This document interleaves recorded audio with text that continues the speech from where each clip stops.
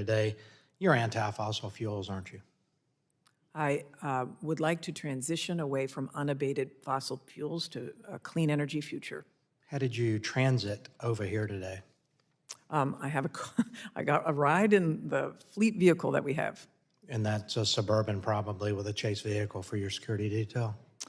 My preferred vehicle is the one fleet I don't care about your vehicle that preferred is- vehicle. That's not what Well, I have, in my fleet vehicle, we do have an electric vehicle. We had Did you drive the electric vehicle over here today? Not today, because we had too many people in the car. Okay.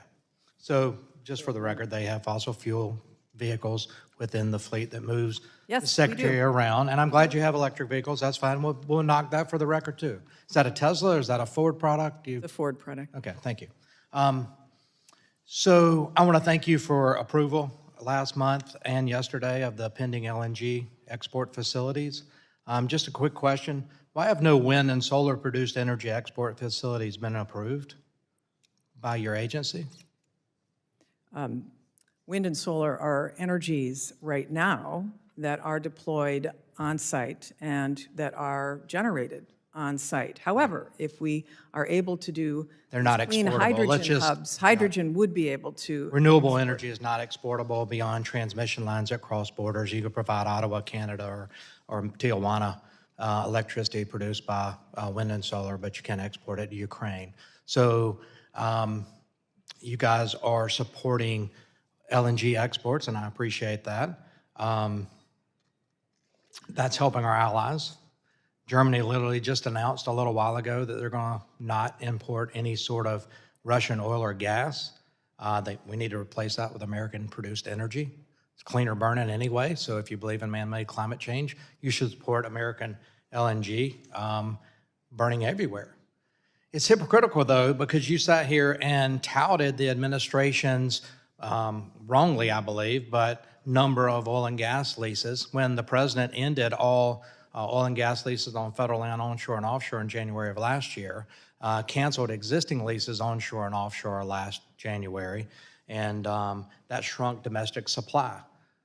The administration definitely responsible for an increase at the price of the pump for mom and dads. Trying to blame Vladimir Putin for it, but gas prices were already going up. They were up 50% before Russia ever invaded Ukraine. And so I just think that's wrong, that to be proud of those efforts, but at the same time, not liking fossil fuels. So let me ask you this. In your opinion, what are the best sources of energy production to provide the 24/7, 365 baseload power supply that our nation needs? I think nuclear is an important baseload power. I think hydroelectric is an important baseload power. I think that you can pair renewables with storage and have that be a baseload power. I think that we will see Pair a it with baseload storage, power. battery storage? Pardon me? You're going to pair it with storage? How are you going to store it? Battery storage? Battery storage, yes. Yeah, we don't have that capability Yes, yet. we and do. It would take an enormous amount of space and other minerals It's being that we done talked in about places for it. across the country right now, sir. Yeah. Well, we're also building hydro storage projects, which are battery storage. I get that. But 24/7 baseload power is needed. We talk a lot about energy. We think about transportation fuels, but we need to focus on the baseload power supply that manufacturing needs in this country to produce the widgets and other things, provide the jobs. Nuclear has got to be a part of that. I appreciate you mentioning that. We produce about 55% of our power in South Carolina from nuclear power. 95% of our carbon-free electricity is produced by nuclear. Nuclear needs to be a big part of this. But so what does the future look like for that baseload power? That has got to absolutely be a part of our power structure. It is right now, and it should continue to be, and hopefully it grows, including with advanced nuclear reactors, which absolutely can be Thank paired you for mentioning with, that. Whether it's other thorium forms or of energy. SMRs or anything, advanced has got to be a part of that. And I want to see the Department of Energy, and I applaud you for that, for being a part of that. The Nuclear Regulatory Commission commissions new reactors. I've got a bill, H.R. 1559, modernize the Nuclear Reactor Environmental Review Act to try to expedite the environmental review process so that we can get more nuclear power online.